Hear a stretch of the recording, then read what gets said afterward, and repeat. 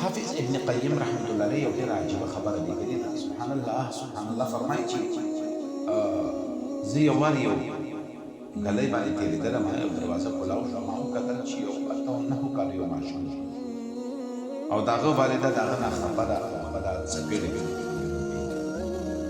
او هغه ته دیکې ورکوي او ورته وایي چې ته نافرمانه شوې. زما یو خبره هم نه اوري، کار هم نه کوي، لرې شه د دې ځایه، لاړ شه د دې ځایه. نو مور ورله تیکه ورکړه او ماشوم د کور نه بهر شو. فرمایي چې مور یې کونډي ولګوله، زه دغه ځای کې ودرېدم ورته ګورم چې اوس څه کېږي. فرمایي چې دغه ماشوم ژړل، ماشومان خو اکثر په کورونو کې وهل اخلي، نو ماشومان جاري. نو هغه لږ ولاړو، سوچ یې کولو، سوچ کولو نه پس هغه واپس راتګ شروع شو او په تلو تلو سره د خپل کور په دروازه باندې راغی او کېناستو، ستړی هم او جړا یې هم ډېره کړې وه، په همغه ځای باندې سر کېښودل شو. زه انتظار کوم چې لږ ساعت تېر شو چې ومې کتل والدې د څه د کار دپاره دروازه کولاو کړه، نو څه ګورم چې بچې همغه شانتې په هغه دهلیز باندې سر یې خوځېدلی، نو د مور غوسه همغه شانتې موجود وه، بیخه شوې نه وه غوسه. هغه بیا ناراضه شوه، بیا خفه شوه، بیا خپل بچي ته هم دغه شان تعلیم ورکوي او ورته وایي لاړ شه دې ځای نه، زما د سترګو نه پناه شه. هغه ماشوم چې کله د مور دا خبرې واورېدې،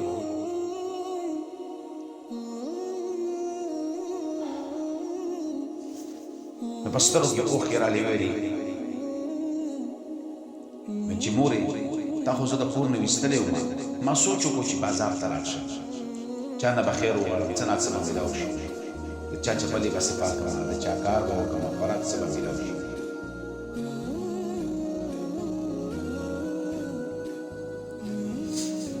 نو مورې زه به د چا د کور نوکر جوړ شم، ما ته به ځای هم میلاو شي. نو زه د کوڅې یو سر ته ورسېدم، زما په زړه کې یو خیال راغی،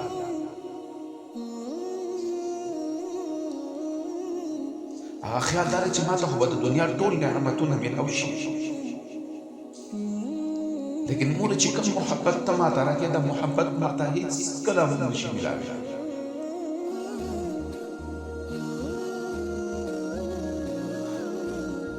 او مورې زه به په دې در باندې پروت یم، ته که ما ته دیکې راغلې، ته که ما شړې، زه به دا چېرته وګرځېدم. ماشوم دا خبرې چې کړې د مور هغه ممته چې کومه وه، هغه مینه والی چې کوم هغه په جوش کې راغلی. نو زه بیا خپل بچی خپلې سینې سره ولګولم او څه ورته وایي چې بچیه ستا په زړه کې چې کوم کیفیت دی، چې کوم محبت زه تا ته درکولی شم، بل څوک نشي درکولی. زما دروازې ستا دپاره کولاو دي. زما خبرو استاد د دې واقعه موږ یو سبق اخلو. هغه سبق څه دی؟ هغه سبق د دې دی چې موږ او تاسو د الله دربار ونیسو. الله بس موږ دعاګانې نه قبلوي، موږ به بیا وایو الله کریم ته به بیا وایو، بیا به سوال به کوو، زاري به کوو، منت به کوو، فریاد به کوو. ولې چې کوم محبت او کومه مینه موږ ته الله راکوي او کوم زموږ د مینې او د محبت ځای دی الله کریم، نو دغه مینه موږ ته په کائنات کې هېڅوک هم نشي راکولی. نو عزت موږ ته ډېر په عاجزۍ سره سوال وکړو چې الله مه ناراضه کړه، الله مه خفه کړه. دا نن چې کوم حالت به مسلمان راغلی، دا د مسلمان فکرتوب د وجې نه، د اعمالو د وجې نه الله سره صلح وکړو، هغه الله راضي کړو. یقینا چې الله مو راضي کړه، دنیا او د آخرت خوشحالي نه به راته میلاو شي، دنیا او د آخرت سکون به راته میلاو شي. او یاد ساتئ که الله مو پرېښودو، هلته په دنیا کې په مال دولت سره سکون نه میلاوي، موږ او تاسې ته آرام نه میلاویږي، راحت او خوشحالي نه میلاویږي. دې دپاره موږ ته پکار چې موږ او تاسو د الله در راټي او الله تعالی کریم ذات او کله چې موږ ته الله در راټي الله تعالی به رحمت الله